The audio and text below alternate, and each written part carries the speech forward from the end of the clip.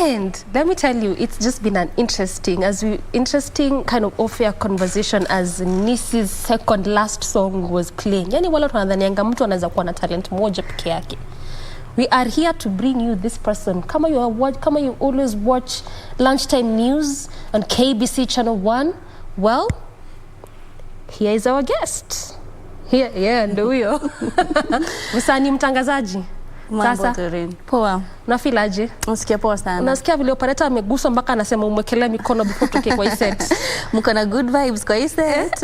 Mimi ati wewe utangazanga peke yake. Kumbe pia uko na sauti. Na uko na word. Asante sana. We want to talk about the gospel music and your journey. I mean, you began singing about, is it 5 years ago? Professionally? Yeah. Professionally, I began in 2017. That's what? 5 years ago. Exactly 5 years ago. But I've been singing since I knew how to talk. I was singing, yeah. What is this thing about wasanii that I began singing while I was in high school? I began singing while I was a kid. High school hata ni mbali. Ikitu inazanga tu mtu akiwa toddler. Mimi nakumbuka tu nikiimbanga tu, you know. I remember singing all the time. But my clearest memory of singing was, you know, I was always those children who are put at the front in the Parents' Day. Unaikuwa hapo mbele, mnaingia wazazi wakiwa, music festivals. I was just always involved. But then I remember when I was in class 6, which was what, I was 12, this lady called Mrs. Kinywa Warutere. She gave me a hymn to sing. Courage, brother. So, courage, brother, do not stumble, though thy path be dark as night. There's a star to guide the humble. Trust in God and do the right. Sauti za kinyumbani. Sauti za kinyumbani ndo hizo. Nilikuwa naimba, but I didn't know that my voice, you could say that I could sing. Okay. So she wrote it on the blackboard. She asked if I could lead it, and I did. And she just said so many nice things to me. I think that's the memory I have of anyone. The very first person who told me I could sing was Mrs. Kenya. I hope you're alive and God bless you. Thank you so much. So you attribute also a big part of your success or being in the gospel space to her? Yes, Mrs. Kenya Warutere. Yes. We always have that teacher who just sort of brings out They're what not all God has placed in us. Yeah. Like you can actually read news, by the way. You can actually do good in singing. Yeah. Which you actually do read news. I do. And you sing. I do. Basically, you're a journalist and an artist. Yes. Which one took precedence? So I began as a singer. Like I said, singing has always been a part of me. So, but now coming to that place where I crossed the line, I sang in primary school. I don't remember singing so much in high school because high school is teenage years. You become shy. There's all sorts of things going on in your body. You don't want to be seen by people. You're afraid of what your friends would say. Hata hizi imba najifanyanga tu. So high school, I don't remember singing so much. Form 4, a friend of mine called Sharon at Sabo, she used to make me sing. I was the radio. Like on Sundays, tunaosha tu socks hapo. I'm singing reggae tunes. And we grew up to the songbooks. I don't know how old you are, but we grew up to you're very young. So we used, let me tell you what we used to do as old people. Which year is this? We had, let's see if I'm young or older. I don't, like 15 years, 20 years ago. I don't know. That was when you were in what? High school. Yeah. So we had songbooks, and there was a daily that had, they used to put for us songs in the newspaper. So you'd cut out that song, you'd stick it on a book, and then you'd write the lyrics that were, like, let's say who? Joe, we grew up to Joe, Mariah's, the Whitneys, the Boys to Men. Yeah. So there'd be a picture of Joe, and then his song, and then you'd copy the song on this side of the book. So uko na side ya picha, na side ya nyimbo.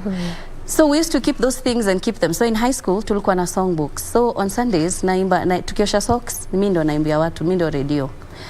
That's my memory of singing in high school. Songbooks, like you'd also write the lyrics? No, the lyrics were, there's like a song like what? And break my heart, we say you love me again. Yeah. So there'd be a song, iko kwa gazeti. Alafu imewekwa kind of like bars. Do you know? Unakata alafu na patch or? Yeah, so you have an exercise to. See, I've also experienced that. I have. So that was our like, what can you say? There was no YouTube. Hiyo ilikuwa sasa record yako ya nyimbo. So I used to sing those songs for people in school. So singing has always been a part of me. That's what I'm trying to say, way back. Then now, when I grew up and became an adult after high school, I didn't envision myself as someone who'd write and sing music. I had other interests. In fact, I went to school and did psychology. Later, when I became a Christian, like a born-again Christian, I went to Park University. I did Bible and Theology, Transformational Church Leadership. So I didn't even want or think that I'd be a singer. So in this prayer meeting, like 12 years ago, this lady, Rachel Cholwa, she spoke to me and she said, God said he's going to give you the gift of songwriting. And you're going to write songs, and he's also going to put you on TV. I didn't have interest for TV. I didn't know that I'd write songs. I just wanted to be a counselor. And I even worked as a counselor in Mombasa at Chuda District Hospital. I also worked as a counselor with an NGO called Wana Omola. So I was like the in-house therapist. That's what I thought I'd be. You really wanted to do. Yeah, that's what I went to school to study. So when this lady said, God said, that was like 12 years ago. I hadn't started writing songs. I didn't even know how to start. I was just okay with singing at church. Fast forward 7 years after that, after that was spoken over my life by this wonderful lady during prayer. And she's not even a prophet or, you know, one of those people who you're praying with, and then she's like, I just feel God saying to tell you. I can see him telling me that you, something like that. Yes, she just said, you know, Nissy, while you were praying, God said to tell you this and this. And I was so excited. I was like, I'm going to be a big celebrity, big time. God amesema, etc. What 7 years of nothing? This is after the prophecy. Yes. So 7 years you're not writing? I'm not writing. You're songs. not on TV? I even tried to write. Oh my gosh, my songs you're still are not on TV? Oh Lord. You're basically not what she said. I was working as a therapist. I was working with children. I was working with street families. I was just doing church ministry. So I was like, this lady lied. God didn't say. Because, you know, I was hoping next month mutaniona kwa TV, ndakuwa naimba, you know, so. Yeah. So I forgot that dream. Like, along the way, 12 years is a long time. I forgot that dream. And I remember just now that feeling of recording being so strong on my heart. And I said, okay, God, if you really spoke to that lady, and if you really did say that I was going to write songs, then let's see you do it. You know, but in the background I was singing in church as a worship leader. I was just really serving and doing my life, just getting married, having children, and doing the life. I was just like, anyway, I already have a life. So so now that first song I wrote, that Nakutegemea was my first song, and I had come from a place of prayer, and I said, you know, Lord, I'm just not feeling satisfied in my work anymore. So if this you really in counseling as a psychologist, so I said, if you really have called me to sing, then now I think this would be the time, because it's now or never. So I sat down, I wrote Nakutegemea. I just went through the Bible and I found scriptures of, unless the Lord builds a city, those that build it, they labor in vain. And unless the Lord watches over, you know, a city, the watchmen, they stay awake in vain. So I said, even if I do it, even if I love have that Bible verse, by the way. Right? It's so beautiful. And you know, there's so many others like that. Like, it's not by just might. Builds you by the by way. power, but by the Spirit. There's so much that you can find in the Bible. In fact, that was my favorite verse in high school. That's it, tunapenda Mungu. It was. But it is a beautiful verse. Yeah. So I wrote Nakutegemea. And Nakutegemea, if you listen to it, basically just says, I don't want to do anything on my own. And if you really had spoken this, just do it. And then I just didn't know nobody. I just didn't have a plan. I didn't know these things we know now for marketing, promotion, go for interviews. I didn't know. I just wrote the song. I found this really nice producer, Noel Waitara, who's like the best. Big up on yourself.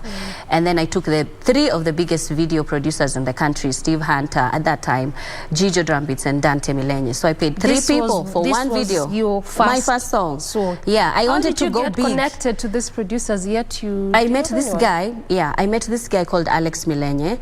Alex was at that time in the industry. He was the one who's bringing up Willie Paul and Sujukinan and all these names you hear. 2014. Yeah, he's just bringing up people. So I don't know how I met him. I can't remember, but Alex Milenye was the guy who told me, you know, Nissy, you have such a beautiful voice. And if you are serious about it, you can really have a place in the gospel industry. And he held my hand. He took me to Noel. And Noel is awesome. You know, of course, you pay much more for quality, but it was worth it. So we went to Naivasha. I really found a really nice place, and we shot the video. And I just posted it on Facebook. I didn't know anybody on TV, didn't know shows on, you know, I was just coming from a background of psychology. Like you and TV is 2 different things. Maji na mafuta hata ujui hizi ni nini. Utaanzia hata wapi, you know. The next morning, it was on one of the channels, which I can't mention, of course, but a gospel show, 6 a.m. The first gospel show the next day. Like God really just showed up. I went for interviews, doors opened for me for ministry. I was traveling to Kisii, Ogembo Pentecostal, Mombasa Pentecostal. I was all over the country in terms of ministry. Maybe not out there like, oh, you know, this big hit song, but God just gave me such a root and a foundation. And people in the gospel, you know, music industry started to know me. Pastors would invite me. I'd do conferences a whole week at your church. Somebody else would call me on a Sunday at their church. And until I just got to a place I said, okay, Lord, I believe you spoke it. Thank you. I don't want to So the 7 years anymore. prophecy is now coming. It came to pass, and in such a big way, like boom. That's when another TV station saw my song. They called me. I went in. They said, you know, you look so nice on camera. Can you try and do a screen test for a gospel show in our station? VUCA 360 won't mention VUCA 360, yes. And I was excited. Oh my God, I was shaking. I was like, Yani they just called you, by the way. You can now be a host for oh my, show. do you know, I didn't even apply, didn't know there was audition, didn't know See nothing. God now. Like I didn't even know people do screen tests. This lady, so nice, God bless her. She just said, Nissy, you look so nice on camera. Come, just do. I didn't know anybody. I promised it was just God. I was there the whole time in the screen test. I'm like, good morning and welcome to VUCA. I'm just shaking like this. You could literally see my voice. And then she called me in the office later. She said, you know, I understand that you've never done it. I will give you a chance. I'll give you a benefit, the benefit of doubt, because I can see it in you. And that meant everything. That meant everything, because I just went on air. I had other people with me, so it was... And within weeks, it was so good. I worked at that show for many years. Until now, KBC looked for me, because now the gospel show KBC here... looked for you. They did. They did. Bigger for yourself. Yani hukutafuta kazi Job huku. wetindi. Sikutafuta job. Somebody was leaving from the show, Angaza, that Mr. T used to do. And they said, you know, we saw this lady. So they call me, I come here, we do a screen test. And the rest is history. And boom. And then I came here as, again, a gospel show host. And I enjoyed doing that because my heart is for ministry anyway. And anyway, this life I live is not what I had envisioned. It is God's plan, purely His. For you, it was just counseling and you were comfortable. I was okay at with that just time. getting married, finishing school, having children, serving in church. I already had a life. Okay. Like I felt like I'm okay. Like why do I need to be on TV? Why do you want more than this? And I was just like, you know, me, I'm a simple person. That's okay with me. But God had a different plan. And right now I'm just like, yeah, God, I love the life you had for me. I mean, thank you so much. Like I could have been there, but you decided there's this, and you can still do this. Yeah. And there's so much more that I can't say that I already know that God had spoken for the next, you know, level, which I know I'll have to wait and wait and wait again. But it's always worth the wait. I am okay with waiting. I mean, if it's from God, it's always worth the wait. When you tell, you see now when you tell your story, there's no part you're cutting. Yeah. There's no part you feel like I'd want to edit because I did some dubious ways in trying to find myself on TV or trying to find myself in those, getting connected to those producers. It was pure. And people sometimes feel like when you say God, they feel like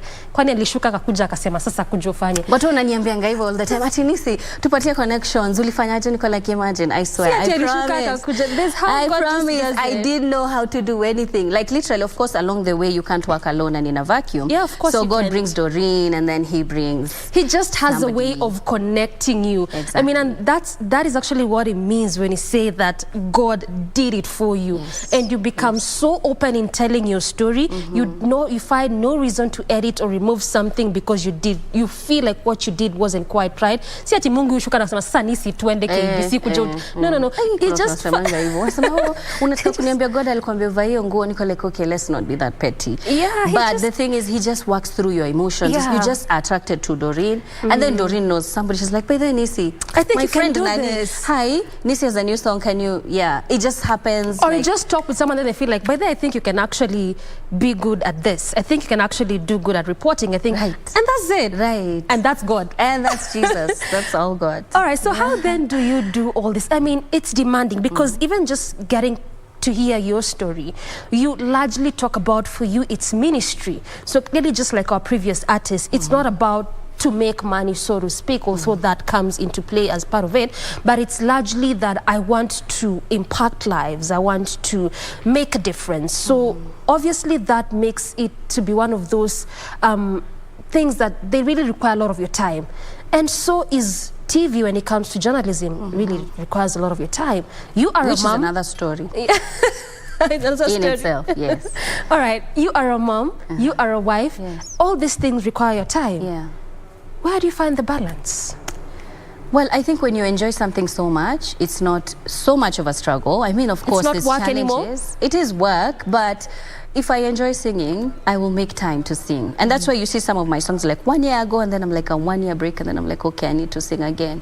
But in the background, I'm always singing at church. Every Sunday, every church I have, every place I have lived, because I lived here in Nairobi, I grew here in Nairobi, even though I come from Marsabit County, I'm a Borana.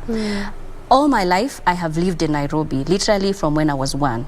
And then I've moved around. I've lived in Mombasa, I've lived in Naivasha, I have lived now here. So that's like, for the last 13, 14 years, I've been just moving around, just where life takes me. I get a new job, I move there. My husband is transferred, I follow him, I dump my job. It's just Really? Yeah. I just kind of follow through with whatever, however life leads. So, what was the question again? even as I follow through with the singing, it was how the challenges and how I balance. Once I enjoy singing, so I make time. I enjoy being a mother, so I intentionally create time to be with my babies. I enjoy serving at church, so I'm always at church by 7:30 in the morning, and church begins at 10, meaning we have practice every single Sunday. Okay, and even when I'm working, I'll still rush to church, serve in the church, and during the week there's so much you can still do. So my life has always been, what can I do? I've always been that kind of person. How can I help? What can I do? And if you say do this, I'll be like, okay, you show me how to, I'll do it. And that's why I think I'm also even in the media space. When I came in as a gospel presenter, I decided, you know, if this is something I want to pursue, let me go back to school. So I went to Daystar to do communication. Hey. Which one? Valley Road, Athi River? Yes, Valley Road, Valley Road. And even there, I've served in the Daystar Christian Fellowship. I've hosted, you know, God opens so many doors. Yes, DCF and Rev Rachel and all the DCF. Thank you so much for the opportunity. Even there, God opened doors. I started doing voiceovers. People paid me to be a commercial model, to model something. I served there and I did graduation, Daystar University graduation. I was like an MC. I was like, oh my gosh, I was just bawling the whole, I'm just like, my life could have been so boring, but Jesus, thank you, Lord. Thank you, Lord. So everything I do, I enjoy. I love to sing. I love to serve at church. I love to be with people. That's why I did psychology. I just love people. So everything I do, it comes out from... You make time for everything. And to balance, yes. You've said something very interesting, and I think I want us to stay there just a bit. Because it sort of is something that a lot of people really talk about when it comes to us as women, that wherever life led you, or wherever life will lead you, you would follow. Yes. Even when your husband is transferred from Nairobi to Marsabit, I will go. So you would leave your job here and go? I would definitely go. Really? Yes. You would leave anchoring and go? Okay, I'm just saying it in a blanket, but if we think about it, we pray about it, and we discuss. I haven't done it once. I'm just like, jobs will always come, you know, because every time I've had a baby, I've taken a break for like 2-3 years, just being there, making sure the kids go to school, then I can have a life. And I did that for 10 years of my life. Like literally, I just stay home, have a baby, make sure they're big enough for me to leave them with a help and for me to know how they're doing. Because I feel like that is my ministry, like that is what is important. At the end of the day, jobs will come and go. You know, education, work, you can always do that. But these kids grow up, and they grow up so fast, and I make that my priority. So if for example, the question you're asking, if my husband is transferred again, we will sit down and think about it. Babe, do you think I should? Are we going to be able to sustain this family? Can you take care of us? And you know, is it okay? But if it's for a short period of time, I wouldn't. There's so much there to decide. But generally, I just would up and go. Submissive, it is what it is. That's what we talk about. Anyway, just a bit now back to the gospel space. I mean, looking again at your story, you say that you've taken breaks, and if you're to have a kid again, you will take break. Does this part of what informs the inconsistency in female gospel artists, or is just that by being a woman, there's a lot that is expected from you as a woman? Yes and no. There is some sort of inconsistency with women. I mean, so you sort of agree to some extent? Yes, I do. Okay. But I said yes and no. Okay. So yes, because of course women have bigger responsibilities, especially we have to fight for so much space. Fighting for space in anything, politics, music, whatever, is really hard for a woman, you know. And I've had that conversation even as a gospel show host, you know. Why there are less ladies in the gospel industry than men? Women have more responsibilities. They just think, let me go have a life, find my own life first. And then there's challenges. If you come into the industry, like for me, I was lucky by the time I came in, I had my own money. I could do audio and video without anybody asking me for favors. You know, but you'd see, it's not once or twice we've had people who say, young girls have been taken advantage of because they didn't have the money. Somebody said, come, I'll sign you as a record deal. And then what was offered on the table was also, something else was also offered. And because they are desperate, most of the young people are desperate, they don't have the money for quality audio. And for your songs to play on TV or radio, it has to be quality audio, quality visuals, you know. And you might be so gifted. So many ladies, so many women, so many girls are so gifted, but they will never have their song go anywhere because they don't have the money. Because there's a business aspect of it. Exactly. And if you say no, like some of them would, it would take you longer. You see how long it takes to build a genuine brand. It takes forever. Like you're just always scratching the surface. You're like, oh my gosh, oh my gosh. So people who are not cutting shortcuts, it's a huge responsibility. So there's that. There's the challenge. Inconsistency comes with financial challenges. It comes with some people in school and they're really even struggling. They're students, etc. The first one, yes. No, because women are not inconsistent. No, it's not an inconsistent kind of thing. It's most of the burden, even for family and married people, is laid on women. You know, if you don't hold your kids together and your family together, I just feel like it's such a burden for us. Whether it's culture, whether it's socialization, whether it's what we've been taught, whether it's our beliefs, it's just a burden for us. So the inconsistency comes in where I have to take the bigger burden in raising my children if I want to invest in their lives. So there's the yes and the no aspect of it. Depending also on how you want to look at it.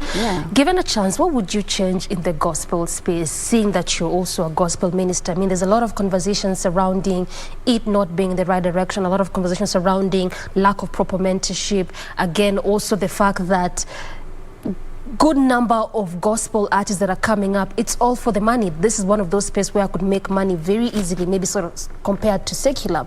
So there's a lot of, if I could say, myths, a lot of wrong reasons to get into this space, and it's clearly out there. Have you not seen good number of them going back to secular? And they will tell you, hii kwa jani yangu, mimi nilianza tu kama msanii alafu sasa nishapata path yangu. Given a chance, what would you change in this industry? I think that in the gospel industry, it's not that we don't have good singers. It's not that we don't have people with skill or gifting. It's not it's not that people don't want to sing good music. I think what I would change was I would make sure, I don't know how, but these bodies that regulate, you know, music gives you money, whether it's YouTube, whether it's Kiza Tunes. And sometimes this money doesn't get to the people who actually went to the studio, people who actually put in the work. It goes to promoters, it goes to cartels, it goes to... If I could, I would ensure there was a law in place that protects artists. And I know there is some sort of law, but to tell you the truth, as someone on the ground in the industry, it's not working. All the things you invest in, so much money, so much time, you just sit down and be like, is it worth it? It's not, because it doesn't come back to you and it goes into different directions. Whether it's they take such big cuts and what comes to the artist is just like a drop in the ocean. I would make sure there was laws that regulate that kind of that process, and that artists would get what is theirs. One. Two, there would also be laws that ensure that if you are a performing artist, if you are a recording artist, to be protected from copyright issues, to be protected from pirates, to also be protected from not just the cartels up there, the cartels down here. People who are gatekeepers, who play songs on radios, there would be a big regulation of how the threshold, and how do you choose a song that goes on radio and TV. How many times are you playing it? Exactly. What kind of music, if I was able to, I would make sure that there was a way that they could sift out, like filter out. Because sometimes people with good songs cannot get airplay on radio and on TV because of certain cartels. Like, oh, they do not know. Yeah, or they didn't do something. And they have good quality, so I'd ensure that it was based on good quality audios and visuals, and not on I know someone or I paid someone or whatever it is that goes on down there. Yeah. So clearly there's a lot that we need to be looking into to sort of like change the narrative surrounding the gospel industry and the gospel space altogether. Your collabos, your second last song you've done with Danny Gift. Yes. How do you choose those that you decide, by the way, uno ndafanya collabo na yeye? Is it a question of sitting back, listening to the Holy Spirit, or are we in sync, or au ni msanii mkubwa, by the way, let's just roll? Like with Danny Gift, I haven't done too many collabos. I did one song which was it was a really cool song with Holy Dave, and he had asked me to do a couple of lines in his song. So I did that years ago, and then now I did this with Danny Gift. I haven't ever decided to do a collabo with anyone. I've always been a big fan of Danny Gift. I love all his songs, and all the time I'd have like a whole album of his songs playing from here to home. And one of my friends, we had a mutual friend, would say, hey, unapendanga Danny Gift? Niko like, yeah, mi napendanga tu Danny Gift. He has a beautiful voice that sounds a little Swahili, Arabic, and he's just Kenyan, and I love that because I'm half Ethiopian. It just kind of gave me that. So my friend told Danny Gift, you know, there's this lady, she's called Nissy, she loves your songs. Like, I know Nissy, I love her songs too. So it was like a mutual thing. And that's now where we talked about earlier on. God just has a way of doing his thing. Oh, God just does it for me. So now Danny Gift, we have a meeting, we sit down, and I'm a big fan of his, he's a big fan of me, and we talk and we're like, what kind of song will we do? And we just do Hakuna Kama Wewe, which was awesome. Because it also pushed me as an artist. If you follow my songs, you'd see my vocal range growing. Yeah, exactly. Really growing. Like I started really down there, but then the more I sing, the more my voice grows. So, and his voice is just on another level. So that coming together sounded so awesome. It was so easy. We just went to studio. I wrote my parts. He wrote his parts. We came together and said, how do we want the chorus to sound? We bounced ideas off of each other. It just sounded nice, and the song was born. There we had the song. Yeah. Lastly, what next for you, Nissy, as an artist, gospel minister, as you wrap the conversation? I'm going into live recording, which is my next step, because I already think that my songs are enough to form an album. So I want to do acoustic versions. If you listen to my last song, I've done just purely my vocals and very little instrumentation, because a lot of people depend so much on the guitar and the drums. We forget to use our voice as an instrument. So I'm going into live recording, because I'm always anyway singing at church. That's live recording. There's no track. It's just you, the keyboard guy, the guitar, and whoever else is there. So I'm going into live music for people to enjoy that real full music kind of taste, feel, if you like. But I'm also going to be a little bit more consistent now with my music. Consistency is the key. Is the key. Now that I'm not having any more children. Now you've put a cap and a stop to it. So Just for now. You never know. But yeah, so more music, more live music, more recordings, and probably more collabos. Well said, well said. A good place to end this conversation this Thursday morning. And I think my take home is, by the way, God does it. You do not have to use dubious ways. Just stick on your path. Your time. When it's your time, it is your time. It is your time. My new song, have you watched it? Is it Nimekubali? Yeah. Yes, I have. Why would I not watch it? Why would I not watch it? All right, we take a break. We return with Good Morning Kenya. Not yet done. Plenty more after this break. Stay with us.